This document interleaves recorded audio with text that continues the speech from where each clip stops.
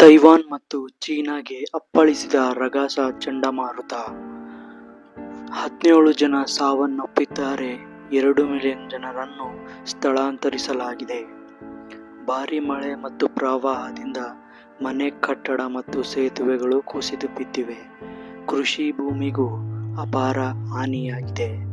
ಇದರಿಂದ ನೌಕಾಪಡೆ ಮತ್ತು ವಾಯುಪಡೆಯನ್ನು ರಕ್ಷಣಾ ಕಾರ್ಯಗಳಿಗೆ ಬಳಸಿಕೊಳ್ಳಲಾಗಿದೆ. ಇದರ ಬಗ್ಗೆ ಸಂಪೂರ್ಣವಾಗಿ ಈ ವಿಡಿಯೋದಲ್ಲಿ ಮಾಹಿತಿಯನ್ನ ತಿಳ್ಕೊಳ್ತಾ ಹೋಗಿ. ಹೌದು, ಈ ಚಂಡಮಾರುತ ರಗಾಸ ಚಂಡಮಾರುತ ಎಂದು, ಇದನ್ನು ಟೈಫೂನ್ ರಗಾಸ ಎಂದು ಹೇಳಬಹುದು. ದಕ್ಷಿಣ ಚೀನಾ ಮತ್ತು ತೈವಾನ್ನಲ್ಲಿ ಈ ರಗಾಸ ಚಂಡಮಾರುತ ಕಾಣಿಸಿಕೊಂಡಿದೆ.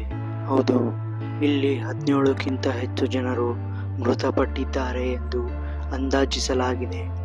ಈ ಸಾವಿನ ಸಂಖ್ಯೆ ಇನ್ನಷ್ಟು ಹೆಚ್ಚಾಗುವ ಸಾಧ್ಯತೆ ಇದೆ. ಇನ್ನು 2 ಮಿಲಿಯನ್ಗೂ ಅಧಿಕ ಜನರನ್ನ ಸುರಕ್ಷಿತ ಸ್ಥಳಗಳಿಗೆ ಸ್ಥಳಾಂತರಿಸಲಾಗಿದೆ. ಈ ಚಂಡಮಾರುತದಿಂದ ತುಂಬಾನೇ ನಷ್ಟವಾಗಿದೆ. ಹೌದು, ಭಾರೀ ಮಳೆ ಮತ್ತು ಪ್ರವಾಹದಿಂದಾಗಿ ಮನೆಗಳು, ಕಟ್ಟಡಗಳು ಮತ್ತು ಸೇತುವೆಗಳು ಕುಸಿದು ಬಿದ್ದಿವೆ. ವಿದ್ಯುತ್ ಸರಬರಾಜು ಮತ್ತು ಸಂವಹನ ವ್ಯವಸ್ಥೆಗಳು ಸಂಪೂರ್ಣವಾಗಿ ಸ್ಥಗಿತಗೊಂಡಿವೆ.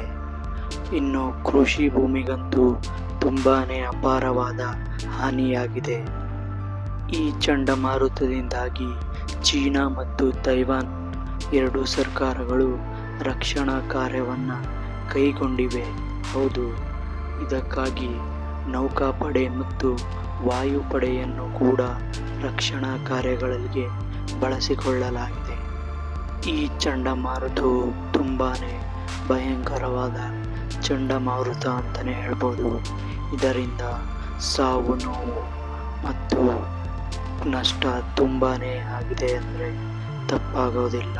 ಹೌದು, 17 ಜನ ಸಾವು ಅಂದರೆ ಮತ್ತು 2 ಮಿಲಿಯನ್ಗೂ ಜನರನ್ನು ಬೇರೆ ಕಡೆ ಸ್ಥಳಾಂತರಿಸುವುದು ತುಂಬಾನೇ ಕಷ್ಟಕರವಾದ ಕೆಲಸ. ಹೌದು, ಸೊ ಇದಾಗಿತ್ತು ಇಂದಿನ ಸುದ್ದಿ. ಮತ್ತೊಂದು ಸುದ್ದಿಯೊಂದಿಗೆ ಸಿಗೋಣ.